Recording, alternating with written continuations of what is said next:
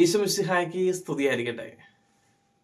ഒരിക്കലെ ഒരു ബംഗാളി ഒരു മലയാളിയുടെ കാലിൽ ചവിട്ടിയപ്പോൾ തന്നെ ഈ ബംഗാളി പെട്ടെന്ന് പറയുകയാണ്, ക്ഷമിക്കണം സേട്ടാന്ന്. അതിന് മറുപടിയായിട്ട് ഈ മലയാളി ചേട്ടൻ പറഞ്ഞ ഒരു വാചകമുണ്ട്, കണ്ണുണ്ടായാ പോരാ കാണണമെന്ന്. യേശുവിൽ എത്രയും സ്നേഹം നിറഞ്ഞവരെ, ലൂക്കയുടെ സുവിശേഷം 16-ാം അധ്യായം 19 മുതൽ 31 വരെയുള്ള തിരുവചനങ്ങളെ കുറിച്ച് ധ്യാനിക്കാനായിട്ടാണ് നമ്മൾ ഈ നിമിഷമായിരിക്കുക. പണ്ടത്തെ കാലത്ത് സമ്പത്ത് ദൈവാനുഗ്രഹമാണെന്നാണ് പറയപ്പെട്ടിരുന്നത്. എങ്കില് ഒരുപാട് അനുഗ്രഹം ഉണ്ടായിരുന്ന ഒരു വ്യക്തിയാണ് ഈ ധനവാൻ. പക്ഷേ ഈ ധനവാൻ നരകത്തിൽ പോയത് എന്തെങ്കിലും തിന്മ ചെയ്തിട്ടാണെന്ന് ബൈബിളിൽ പറയുന്നില്ല. അതുപോലെ തന്നെ ഈ മുമ്പിൽ കിടന്നിരുന്ന ലാസർ എന്തെങ്കിലും നന്മ ചെയ്തിട്ടാണ് സ്വർഗത്തിൽ പോയത് എന്നും പറയുന്നില്ല. നമുക്ക് കുറച്ചു സമയം ഈ ധനവാനെ പറ്റി ഒന്ന് ചിന്തിച്ചു നോക്കാം. ഈ ധനവാന് ഒരുപാട് നല്ല ഗുണങ്ങളുണ്ട്.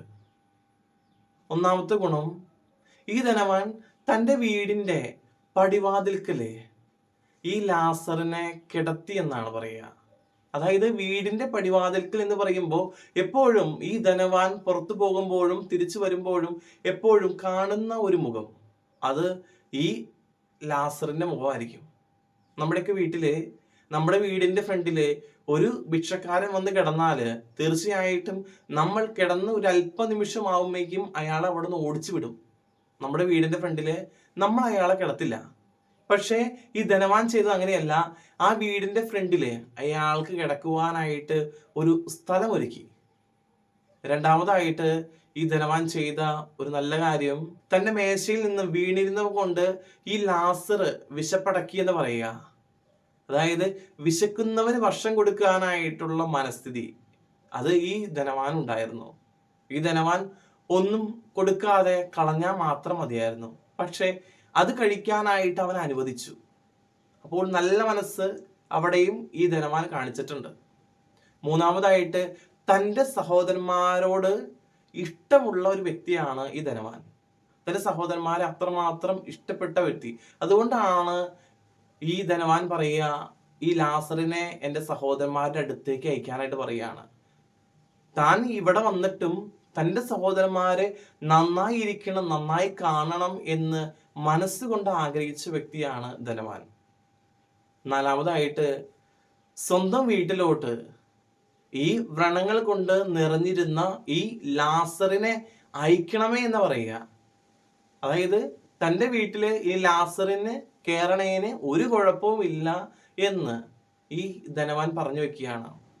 എങ്കിൽ നമ്മുടെയൊക്കെ ഉള്ളിൽ തോന്നിയ ഒരു ചോദ്യമുണ്ട്, പിന്നെ എങ്ങനെ ഇത്രയും നല്ല വ്യക്തിയായിരുന്ന ധനവാൻ എങ്ങനെ നരകത്തിൽ പോയി? അതായത് തൻ്റെ മുൻപിൽ കിടന്നിരുന്ന ഈ ലാസറിനെ കാണാതെ പോയ ഒരു തെറ്റാണ് ഈ ധനവാൻ ചെയ്തത്. എല്ലാ ദിവസവും വെളിയിലോട്ട് പോവുകയും വരികയും ചെയ്യുന്ന ഒരാൾ, അയാള് വീടിന്റെ ഫ്രണ്ടിൽ കിടക്കുന്ന ഈ ലാസറിനെ കാണാതെ പോയി. നമ്മൾ ചെയ്യേണ്ട പല നന്മകളും ചിലപ്പോഴൊക്കെ നമ്മൾ ചെയ്യാതെ പോയിട്ടുണ്ട്. അതുപോലെ തന്നെയാണ് ഇവിടെ ഈ ധനവാന് സംഭവിച്ചത്. ചെയ്യേണ്ട നന്മ അത് ചെയ്യാതെ പോയി ഈ ധനവാൻ.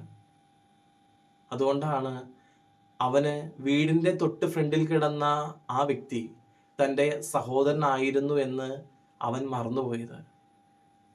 തൻ്റെ മൃദുല വസ്ത്രങ്ങളും തനിക്കുള്ള കെട്ടിടവും പണവും എല്ലാം തന്ന ദൈവമാണെന്നും ആ ദൈവത്തിൻ്റെ സ്വന്തം മകനാണ് ഈ ലാസർ എന്നും ഈ ധനവാൻ മറന്നുപോയി.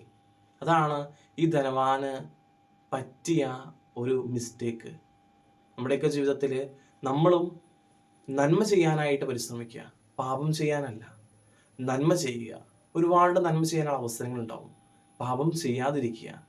ഒരിക്കലെ ഒരു ദേവാലയത്തിന്റെ ഉള്ളിൽ പ്രാർത്ഥിച്ചതിന് ശേഷം തിരിച്ചിറങ്ങി വരുമ്പോൾ ആ ദേവാലയത്തിന്റെ ആനവാതിലിന്റെ മുകളിൽ ഒരു ബോർഡ് വെച്ചിട്ടുണ്ടായിരുന്നു. യോഹന്നാന്റെ സുവിശേഷം 8-ാം അധ്യായം 11-ാമത്തെ തിരുവചനം, പോയിക്കൊള്ളുക, ഇനിമേൽ പാപം ചെയ്യരുത് എന്ന്. ഓരോ വിശുദ്ധ കുർബാനയും കഴിഞ്ഞ് നമ്മൾ ദേവാലയത്തിൽ നിന്നും ഇറങ്ങി വരുമ്പോൾ നമ്മുടെ മനസ്സിലും ഉണ്ടാകേണ്ട ഒരു വചനം ഇത് തന്നെയാണ്, പോയിക്കൊള്ളുക, ഇനിമേൽ പാപം ചെയ്യരുത് എന്ന് ഈശോ തന്നെ പറഞ്ഞു വെക്കുന്നുണ്ട്. എപ്പോഴും നമ്മുടെയൊക്കെ ജീവിതത്തിൽ പാപം ചെയ്യാതിരിക്കുക, നന്മകൾ ചെയ്യുക, നന്മകൾ ചെയ്ത് മുന്നോട്ട് പോകുക.